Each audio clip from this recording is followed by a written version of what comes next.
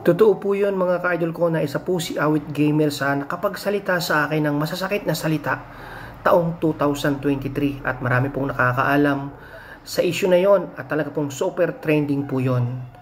At yun na nga po, ayaw ko na po sana magbigay ng reaksyon about sa nangyari sa kanya. Kaya lang po, dahil po sa ating mga follower na anong araw ba yung masasabi ko sa nangyari kay Awit Gamer. At sa video nga pong ito ay sasabihin ko po yung aking reaction sa nangyari sa kanya. Pero bago po yun mga ka-idol ko, ay nais ko lang po sa inyong ipakilala yung business nga po pala ng aking anak. Ito po yun, no? Yung special pulburon po ni Batang Negosyante. Ayan, available po yan sa aming mga pwesto sa Tagaytay at dito sa Indang Cavite.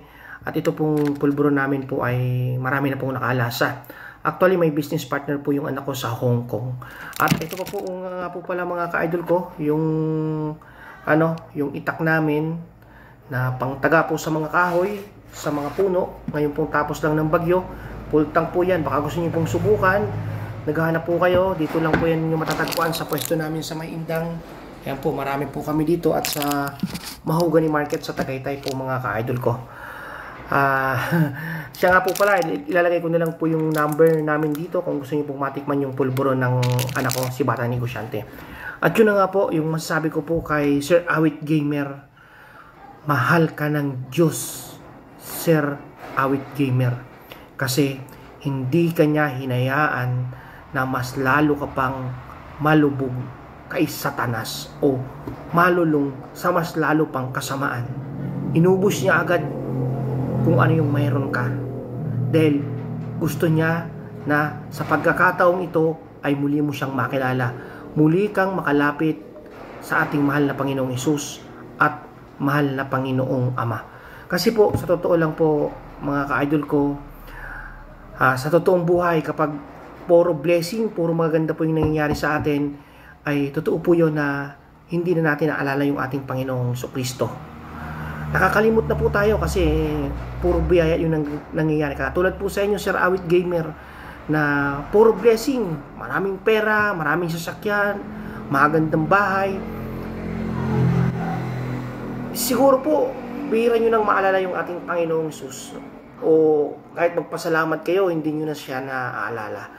Kaya, totoo po yung kasabihan na kahit gano'n man kalimpak-limpak yung pera natin, maraming sasakyan, magagarang sasakyan, mga bahay, kapag hindi po natin ito hinandle ng maayos, kapag hindi ito natin ginamit sa tama, madali po itong mawawala kapag ginusto ng ating Panginoong Hesus. At lahat po tayo dumaranas minsan sa mga pagsubok, sa mga kalungkutan.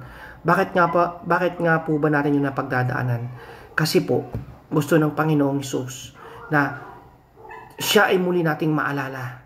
Tayo po ay magbalik loob sa Kanya. Dahil totoo po na marami po sa atin ay nalululong sa makamundong bagay. Sa pera, sa mga bagay-bagay dito sa mundo na nagiging dahilan na tayo po ay napapalayo na sa ating Panginoong Hesus. Yung relasyon natin sa Panginoong Jesucristo, sa Panginoong Ama ay wala na po. Kaya mag-iingat po tayong lahat. Mag-iingat po tayo dahil si Satanas po ay napakagaling niya po magbigay po sa atin ng mga patibong.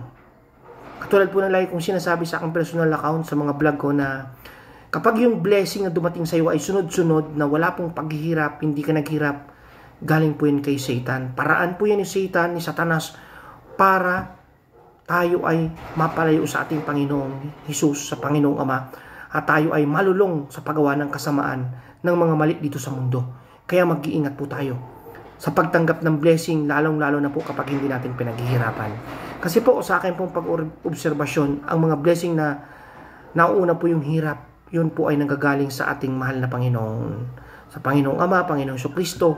Dahil pagkatapos po ng hirap ay ginhawa. Pero po pag ang blessing ay galing, palagi pong mabilis yung blessing, mauna, walang paghihirap, yun po ay galing kay Satan.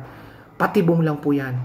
Kaya sana po Sir Awit Gamer, itong pagkakataon na ito ay kunin nyo po upang mas lalo nyo pong balikan ng ating Panginoong Jesucristo. Makalala nyo po ang kanyang mga salita, dahil ito na po yung pagkakataon.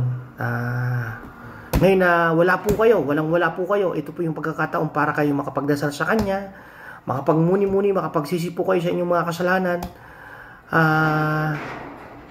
Pagkakataon pong ito ay huwag niyo pong palampasin.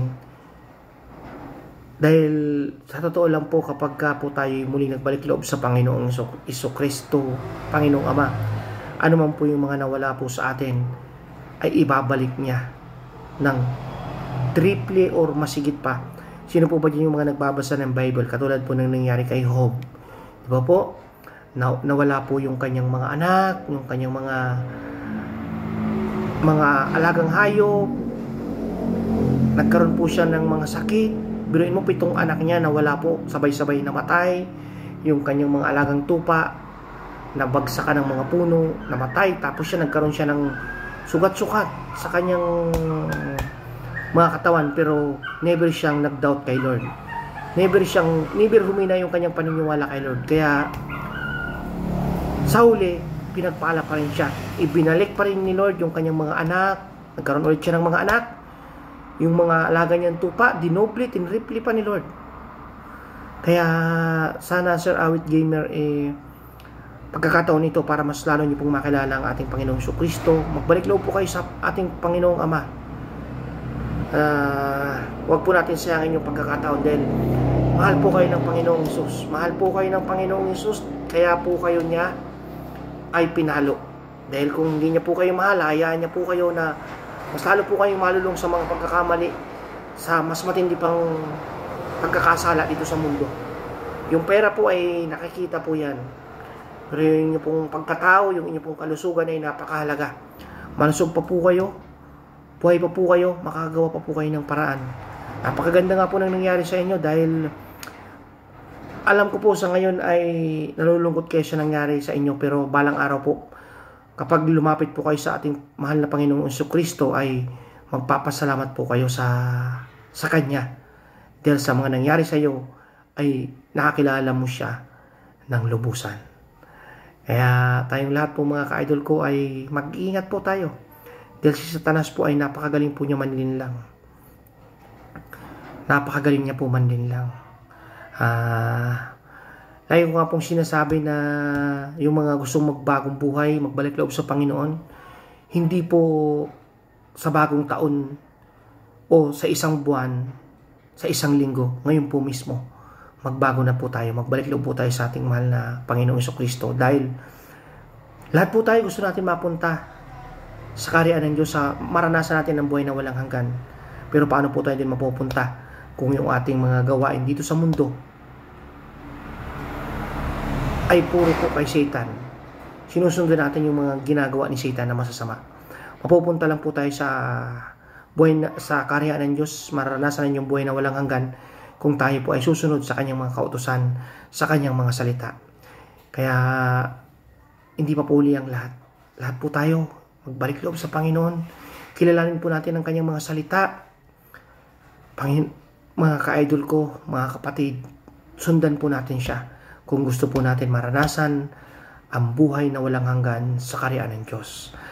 At lagi ko nga pong sinasabi na kahit tayo pa yung pinakamakasalanan, kahit tayo pa yung maraming pagkakamali, lagi pa rin hinihintay ng ating mahal na Panginoong Jesus na magbalik loob. Mahal na mahal pa rin po tayo ng ating mahal na Panginoong Jesucristo, ng mahal na Panginoong Ama. Hinihintay niya lagi tayo na magbalik loob sa Kanya. Hindi pa po huli ang lahat. Inulit ko po, Sir Awit Gamer, mahal po kayo ng Diyos. Mag-ingat po kayo, mga ka-idol ko. Bye-bye!